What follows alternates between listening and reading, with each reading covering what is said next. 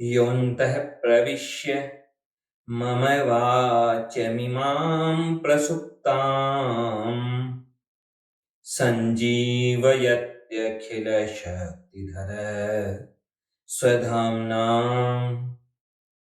अन्याश्च हस्तचरण श्रवणत्वगादीन् प्राणान्नमो भगवते पुरुषाय तुभ्यम्। श्रीवीरराघवदयार्द्रकृपावतारम् श्रीजानकीश पदपद्मपरागभृङ्गम् श्रीश्रीधरार्य चरणाम्बुजलग्नमौलिम् श्रीदेशिकार्य घनश्यामगुरुं नमामः।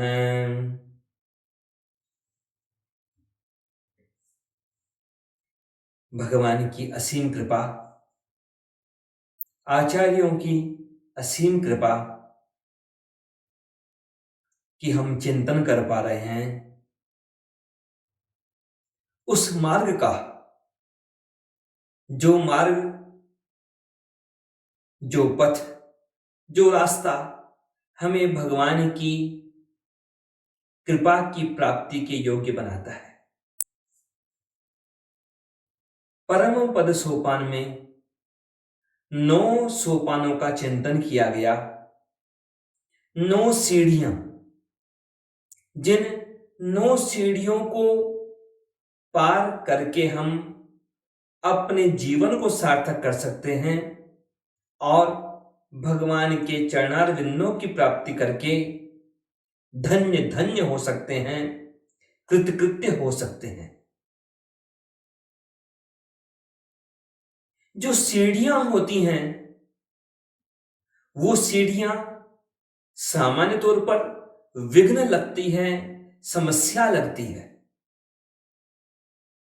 या तो कोई व्यक्ति आराम से समतल जमीन पर चलता जा रहा है, या फिर कोई ढलान पर लुढ़कता जा रहा है।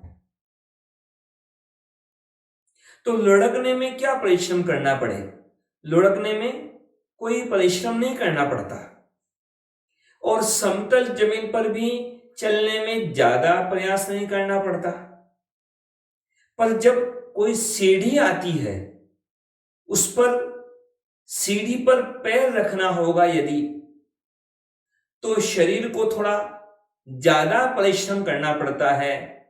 सामान्य पैर को सरकाने की बजाय पैर को ऊंचा उठाना पड़ता है और जरा शरीर को प्रयास करके उस सीढ़ी पर चढ़ाना पड़ता है। सीढ़ियां इसलिए कई बार विघ्न लगती हैं, परेशानी लगती है, समस्या लगती है। पर यह बात निश्चित हमें ध्यान रहे कि कोई सीढ़ी हमें परेशान करने के लिए नहीं होती। सीढ़ी तो हमें कुछ ऊंचाई पर ले जाने के लिए होती है। यदि आप किसी जगह पर, समतल जगह पर हैं और आपको एक मंजिल ऊपर जाना है, तो उस एक मंजिल ऊपर चढ़ने के लिए आपको कोई सीढ़ी तो चाहिए, बल्कि सीढ़ियां चाहिए, कई सीढ़ियां चाहिए। तो वो जो सीढ़ी आपको विघ्न प्रतीत होती है, वो सीढ़ी विघ्न नहीं है, बल्कि वो सीढ़ी आपको ऊंचाई पर उठाती है। जहां आप यथास्थिति में बने हैं, बस समतल जमीन पर, यानी यथास्थिति, जैसे है वैसे हैं, लेकिन सीढ़ी आपको यथास्थिति से हटाकर और ऊंची भूमिका पर पहुंचाती है और ऊंचा उठाती है। तो सीढ़ी विघ्न नहीं है, समस्या नहीं है, बल्कि सीढ़ी तो साधन है हमें और ऊंचा उठाने का। 9 सीढ़ियां कही परम पद सोपान में श्री वेदांत देशिक स्वामी जी ने। विवेक निर्वेद विरक्ति भीतयः प्रसाद हेतुत्क्रमणाचिरादयः प्रकृत्यतिक्रांत पदाधिरोहणम पराप्तिरित्यत्र तु पर्वणाम क्रमः। अब देखिए, सीढ़ियां भी कई तरह की हो सकती हैं। यदि आप सही सीढ़ी का चयन नहीं करेंगे तो वो सीढ़ी आपको उलझा में डाल सकती है, वो सीढ़ी आपको बस अंधी दौड़ में डाल सकती है। जैसे दुनिया में भी बहुत तरह की सीढ़ियां होती हैं। धन के लिए कई सीढ़ियां लोग चढ़ते रहते हैं। पहले लखपति में गिनती हुई, फिर करोड़पति में गिनती हुई, फिर अरबपति में गिनती हो जाए, परंतु उन सीढ़ियों को तय करते रहो। उस सीढ़ी का कोई अंतिम पड़ाव नहीं है, उसकी कोई अंतिम मंजिल नहीं है, उसका कोई अंतिम लक्ष्य नहीं है। यदि आप कहें कि है अंतिम, तो बताइए कौन पहुंचा अब तक उस अंतिम सीढ़ी पर जहां पर धन की आखिरी सीमा मिल जाए या पद की कोई आखिरी सीमा मिल जाए कि इस पद को पार करते हुए उस पद तक पहुंच जाएं जहां और किसी पद की अपेक्षा न रहे। तो न तो धन की बात, न पद की बात, न नाम की बात, इन सब की दौड़ तो अंधी दौड़ है। उनमें आपको लगे भले ही कि मैं ऊंचा चढ़ रहा हूं, लेकिन वास्तव में आप कहीं पहुंचते नहीं हैं। और वास्तव में कहीं नहीं पहुंचते तो बस परिश्रम होगा, थक जाओगे, परेशान हो जाओगे, लेकिन पहुंचोगे कहीं नहीं। ये जो सीढ़ियां हैं, ये जो परम पद सोपान में जिन सीढ़ियों का चिंतन किया गया, ये जो सीढ़ियां हैं, ये सीढ़ियां हमें पहुंचाती हैं भगवान के चरण कमलों तक, जिनकी प्राप्ति होने के बाद और कुछ प्राप्त करना बाकी नहीं रह सकता। ये सीढ़ियां सार्थक, ये सीढ़ियां सफल, ये सीढ़ियां ऐसी जिन सीढ़ियों को तय कर लिया तो न तो कहीं गिरने का भय है और न किसी और सीढ़ी की अपेक्षा। बस ये बात ध्यान रखने की है कि हम इन सीढ़ियों के बारे में हम केवल सुनकर के रुक न जाएं, बल्कि इन सीढ़ियों को हम समझें और इन सीढ़ियों को पार करें, इन सीढ़ियों को चढ़ें और ऊपर की ओर अग्रसर हों, अटके न रह जाएं। श्रीमद् भगवद गीता में भगवान श्री कृष्ण ने बड़े सुंदर शब्दों में स्पष्ट कहा, ऊर्ध्वं गच्छन्ति सत्त्वस्थाः मध्ये तिष्ठन्ति राजसाः जघन्य गुणवृत्तिस्था अधो गच्छन्ति तामसाः। जो सात्विक प्राणी होते हैं वे ऊर्ध्वगमन करते हैं, वे ऊपर की ओर उनका गमन होता है। ऊर्ध्वगमन यानी भगवान की तरफ, भगवान के श्री चरणों की तरफ। और जो राजसिक लोग होते हैं वो जहां हैं बस वहीं की चीजों को इकट्ठा करने में लग जाते हैं। कोई नाम में अटका, कोई दाम में अटका, कोई पद में अटका, पर अटके रहते हैं। जहां है वहीं मध्य में ही, बीच में ही रह जाते हैं। और तमोगुणी वो तो पतन की तरफ जाते हैं। वो सीढ़ियां चढ़ने की बजाय पता नहीं कौन से विषयों के गड्ढों में गिरते रहते हैं। तो पहली बात तो यह है कि हमें यह निर्णय करना है कि हमें न तो स्थिर रहना है, न तो हमें अटके रहना है, जहां है वहीं पर अटके नहीं रहना है, और जहां है वहां से नीचे भी नहीं गिरना है, बल्कि हमें ऊपर उठना है भगवान की तरफ, भगवान के श्री चरणों की तरफ, यथास्थिति में नहीं। और केवल जानना पर्याप्त नहीं है, जब हम चलना आरंभ करेंगे तब हम पहुंचेंगे। यदि हम चलेंगे नहीं तो हम कहीं पहुंचेंगे नहीं। यदि कहीं पहुंचना है तो हमें चलना होगा। बिना चले कोई कहीं नहीं पहुंचा, और कहीं पहुंचा भी बिना चले तो वह पहुंचना उसका सार्थक नहीं हुआ। भगवान ने कितनी बड़ी कृपा की। भगवान ने यह मानव शरीर प्रदान कर दिया। कोई कहे कि मैंने पुण्य किया तो यह मानव शरीर मिला, तो किसी के पुण्यों का फल नहीं है, यह तो भगवान की कृपा का फल है, यह भगवान की कृपा का परिणाम है। यह किसी के अपने स्वयं के पुण्यों का फल नहीं है।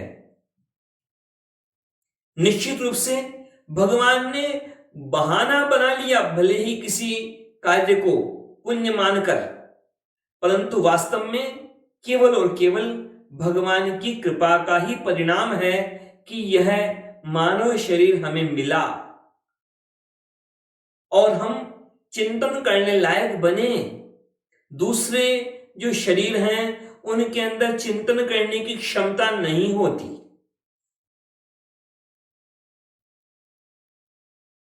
श्रीमद् भागवत महापुराण में एकादश स्कंद में बड़े सुंदर शब्दों में कहा है कि यह जो मानव शरीर है,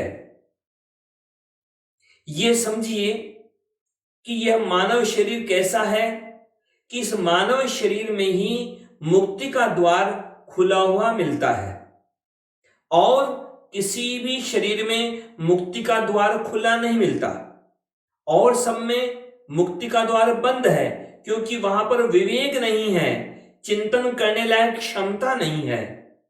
केवल मानव के शरीर में ही चिंतन करने की क्षमता है, विवेक की क्षमता है।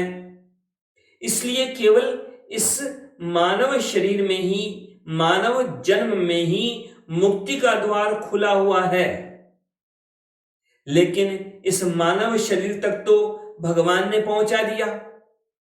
अब इस मानव शरीर को प्राप्त करके भी, इस खुले द्वार को प्राप्त करके भी कोई उस खुले द्वार का सदुपयोग नहीं करे, उस खुले द्वार में प्रवेश न करे, तो फिर किसकी गलती? यह प्राप्य मानुषम लोकम मुक्ति द्वारमपावृतम गृहीषु खग्वत्सक्तस् तमारूढ़च्युतम विदुः। जितना ऊपर उठा सकते थे भगवान ने ऊंचा उठा दिया।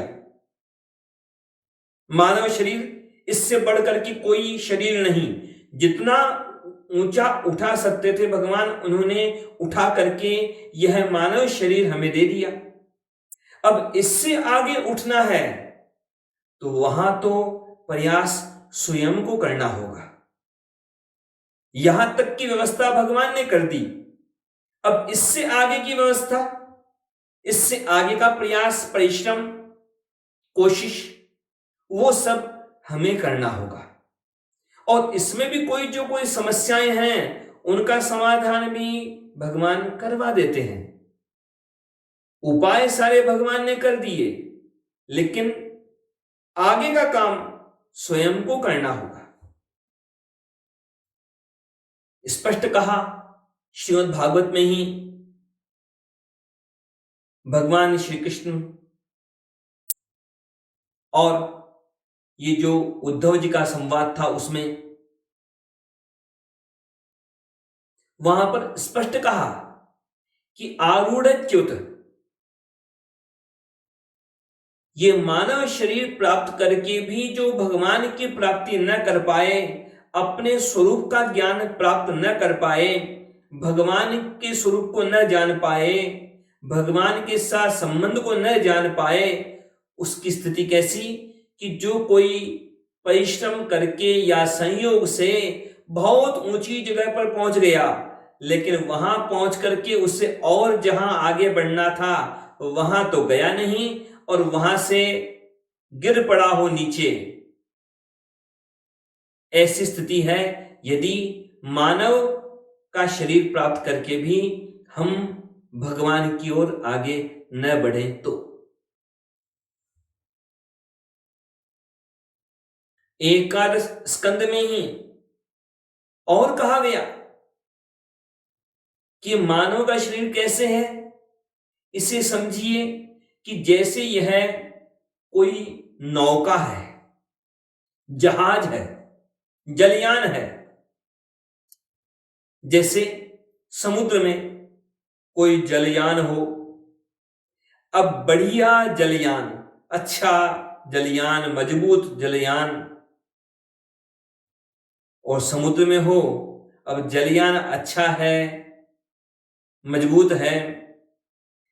अब जो जो उसको अनुकूल चाहिए चीजें वो सारी मौजूद हो जलयान में, और फिर भी वह जलयान यदि यात्रा पर न बढ़े, यदि वह समुद्र के बीच में ही अटका रहे, यदि वह आगे बढ़ करके समुद्र को पार नहीं करे, तो उस जलयान की मूर्खता है, उस जलयान पर यात्रा करने वालों की मूर्खता है। भगवान ने यह जलयान प्रदान किया, मानो ये मानव शरीर प्रदान किया। इस संसार को कहते हैं शास्त्रों में भव सागर। भव यानी संसार, सागर मतलब समुद्र। यह संसार सागर है। इस संसार सागर को पार करने के लिए यह मानव शरीर रूपी जलयान भगवान ने हमें प्रदान किया। निर्देह मध्यम सुलभम सुदुर्लभम प्लवम सुकल्पम गुरुकर्णधारम मयानुकूलेन नभस्वतेरितम पुमान् भवाब्धिम न तरे स आत्महा। बहुत सुंदर शब्दों में, सीमित शब्दों में बहुत श्रेष्ठ बात कही गई कि यह मानव का देह जो सुदुर्लभ, अत्यंत दुर्लभ, उसको भी भगवान ने कृपा करके सुलभ बना दिया हमारे लिए, और ऐसा जलयान दे दिया यह मानव शरीर कि जिससे इस भव सागर को पार करना आसान।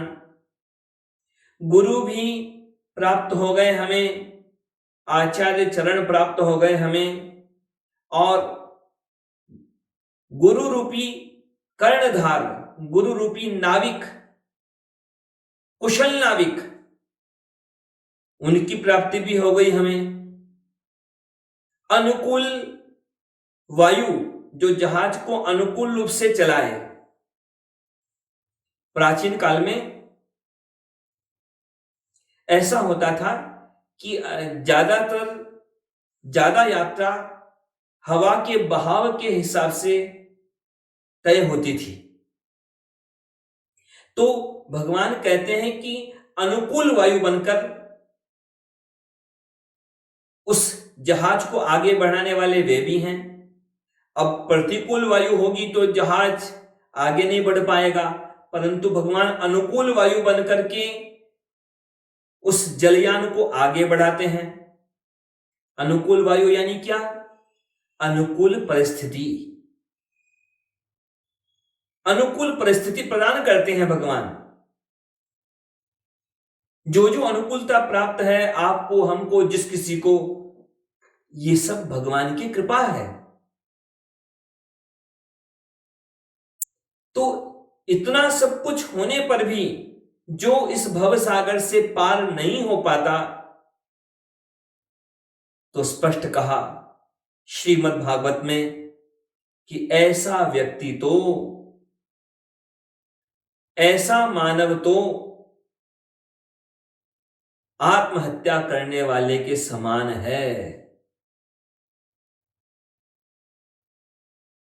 अब आत्महत्या से बड़ा अपराध क्या? सब कुछ उपलब्ध, सारी परिस्थितियां अनुकूल, सब कुछ प्राप्त, उसके उपरांत भी यदि हम अपने लक्ष्य की तरफ आगे न बढ़ पाए, अपने लक्ष्य की प्राप्ति न कर पाए, तो इससे बड़ा दुर्भाग्य क्या हो सकता है? मानव के लिए शास्त्रों में कहा गया, बार बार कहा गया कि मानव सर्वश्रेष्ठ है, मानव से श्रेष्ठ और कोई प्राणी नहीं। विज्ञान भी कहता है मानव सर्वश्रेष्ठ है, शास्त्र भी कहते हैं कि मानव सर्वश्रेष्ठ है, सब मानते हैं कि मानव सर्वश्रेष्ठ है। पर इस बात के पीछे कई बातें छिपी हुई भी हैं। मानव सर्वश्रेष्ठ है, इस बात को थोड़ा समझना होगा। जैसे सामान्य तौर पर कहते हैं कि समय धन है, समय धन है, पर यह वाक्य अपने आप में पूरा नहीं है। समय को धन क्यों कहते हैं? क्योंकि समय का उचित उपयोग करके हम उसे धन में बदल सकते हैं। समय का उचित उपयोग करके हम कई तरह की उपलब्धियां प्राप्त कर सकते हैं। समय का उपयोग करो तो आप धन भी प्राप्त कर सकते हैं। अब ये बात अलग है कि कैसा धन, भक्ति का धन, ज्ञान का धन, या रुपये पैसे का धन, जिस तरह का भी धन हो, समय का प्रयोग करके, उपयोग करके आप धन की प्राप्ति कर सकते हैं। तो सीधी सी बात और स्पष्ट चिंतन हो तो स्थिति क्या है?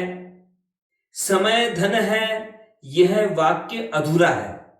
समय संभावित धन है, समय धन नहीं है, बल्कि समय संभावित धन है। क्योंकि समय का उचित उपयोग करोगे तो संभावनाएं मौजूद हैं। आप धन संपत्ति प्राप्त कर सकते हैं, आप ज्ञान प्राप्त कर सकते हैं, आप भक्ति प्राप्त कर सकते हैं। और यदि समय का उपयोग नहीं किया तो वो समय आपको कोई परिणाम नहीं देगा। फिर तो वो समय न तो आपको धन संपत्ति देगा, न भक्ति देगा, न ज्ञान देगा, कुछ नहीं देगा। केवल समय होना पर्याप्त नहीं है अपने आप में। समय तो सबके पास समान ही है, लेकिन कोई उस समय का प्रयोग करके सांसारिक संपत्तियां प्राप्त कर लेता है, कोई ज्ञान प्राप्त कर लेता है, कोई भक्ति प्राप्त कर लेता है। तो केवल समय का होना पर्याप्त नहीं है। आप समय का प्रयोग कैसे करते हैं, इस पर निर्भर है कि समय कितना कीमती है, कितना बहुमूल्य है। वैसे ही यह मानव सर्वश्रेष्ठ है, पर साफ साफ कहें तो सर्वश्रेष्ठ होने की संभावनाएं हैं, और किसी प्राणी में सर्वश्रेष्ठ होने की संभावनाएं नहीं है, पर मानव में सर्वश्रेष्ठ होने की संभावना है। यदि वह अपने जीवन का उपयोग करे, भक्ति करे, ज्ञान प्राप्त करे, विवेक प्राप्त करे, भगवान की कृपा के योग्य बनने का प्रयास करे, तो यह मानव सर्वश्रेष्ठ होने की संभावनाएं लेकर के आया है। यह मानव सर्वश्रेष्ठ बन सकता है। सर्वश्रेष्ठ कौन होगा? सर्वश्रेष्ठ वही होगा जो भगवान की कृपा को प्राप्त कर लेवे, जो भगवान की प्राप्ति कर लेवे, भगवान के चरणार बिंदुओं की प्राप्ति कर लेवे, वही सर्वश्रेष्ठ है।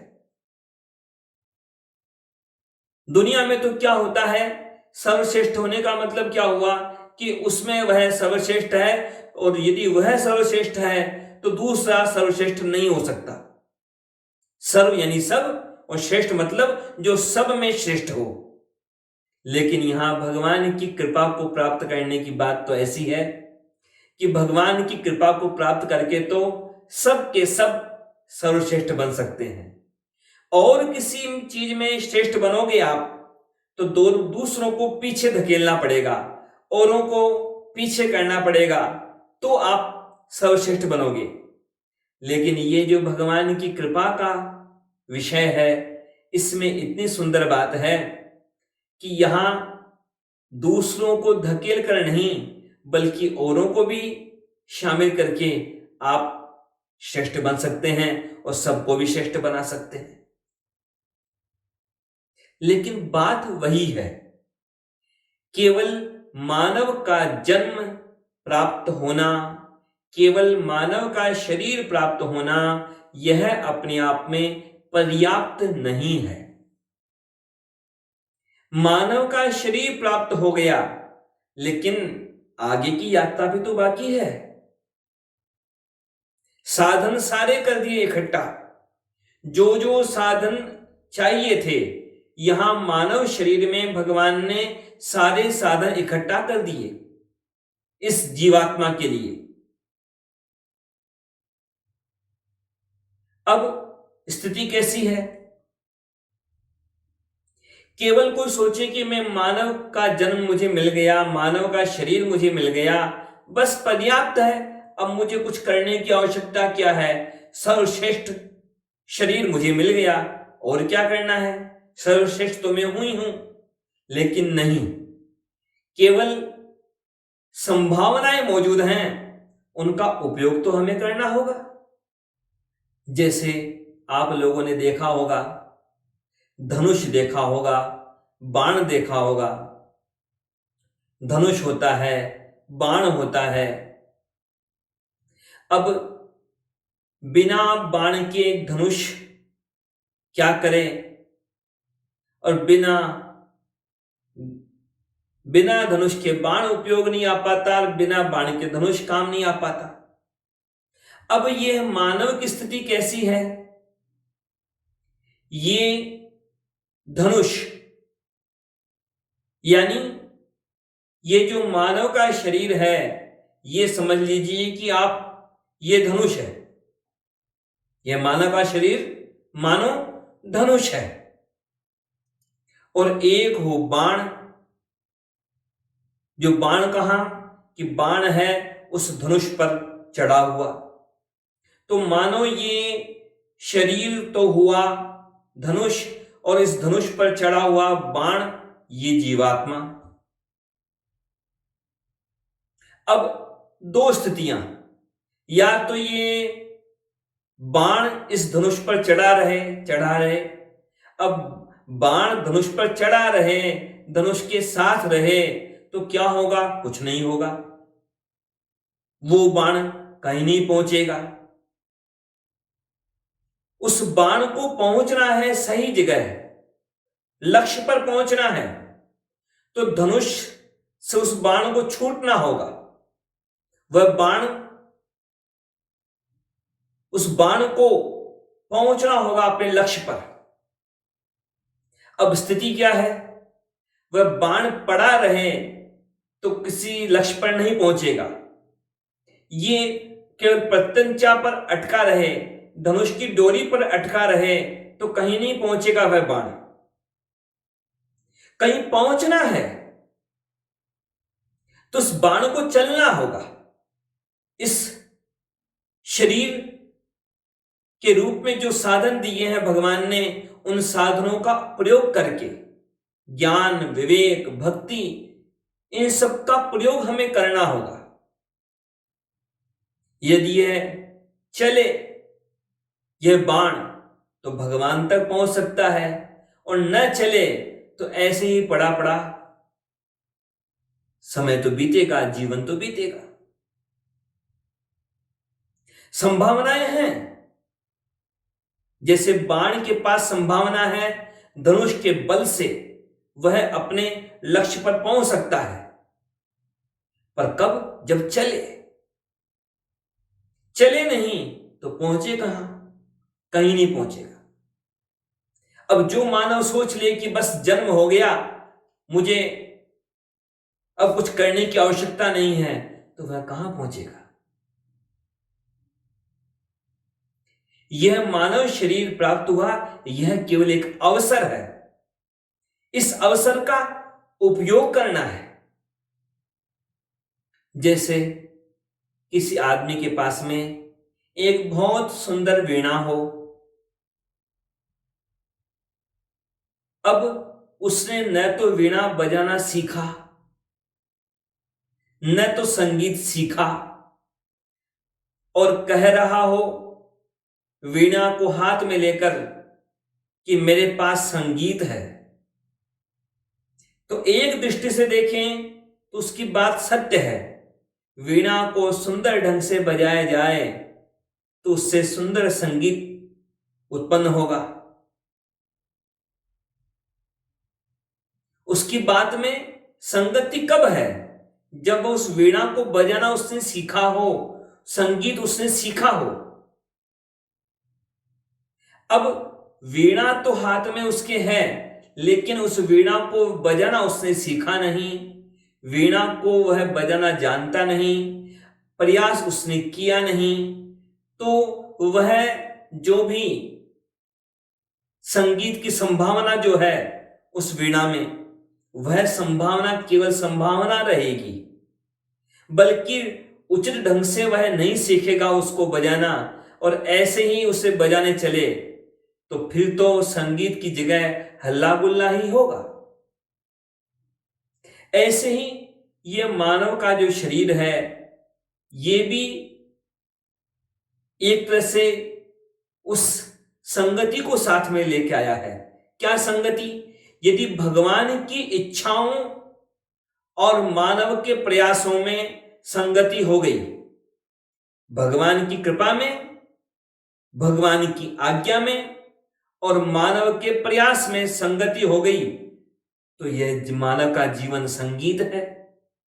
और यदि भगवान के आदेशों में और भगवान की कृपा में और मानव के प्रयासों में एक दिशा न बनी, एक तारतम्यता नहीं बनी, संगति नहीं बनी, तो फिर इस वीणा में संगीत नहीं होगा, फिर तो इस वीणा से हल्ला गुल्ला ही होगा। विचार करने की बात यही है कि हमारे जीवन में संगति हो, भगवान के आदेशों में और हमारे जीवन की इच्छाओं में और हमारे प्रयासों में संगति हो, भगवान से संगत हो हमारा प्रयास। यदि हमारे जीवन में संगति नहीं है भगवान के आदेशों के साथ, तो फिर जीवन में संगीत नहीं होता, फिर इस जीवन में हल्ला गुल्ला होता है, समस्याएं होती हैं, चिंताएं होती हैं। तो ये जो सीढ़ियां हैं, ये जो 9 सीढ़ियां बताई गई श्री वेदांत देशिक स्वामी जी के द्वारा, ये सीढ़ियां यही तो कार्य कर रही हैं। ये सीढ़ियां उस संगति को बताने के लिए है कि ऐसे ऐसे इन सीढ़ियों को तय करो, इन सीढ़ियों को पार करो, तो भगवान की कृपा मिलेगी, भगवान के चरणारविंद मिलेंगे। और यदि इन सीढ़ियों के विपरीत जाओगे, यदि इन सीढ़ियों में जो जो बात कही गई इनके विपरीत चलोगे, तो फिर और कुछ भी प्राप्त हो जाए, भगवान तो नहीं मिलेंगे, जीवन में तो शांति नहीं मिलेगी। कुछ भी मिल जाए, बाहर भले ही कितना भी हो जाए, अंदर से तो खाली ही रहोगे। बाहर कितना भी इकट्ठा हो जाए, अंदर तो सुनसान रहेगा।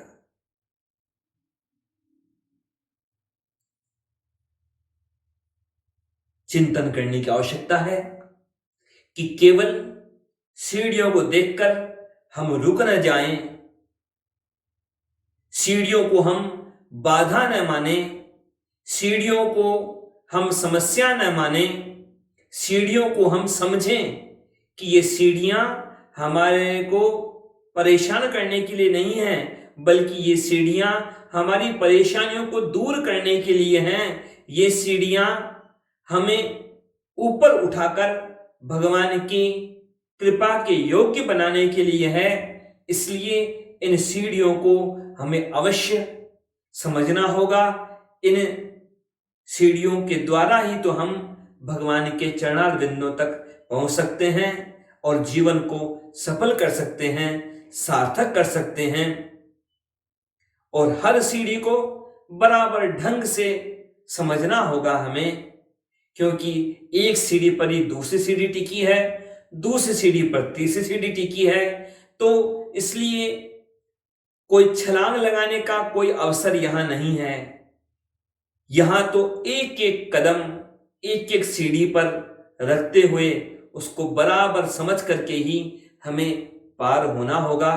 तभी सफलता है, तभी सार्थकता है, तभी तो भगवान की कृपा का अनुभव है। जय श्री राम।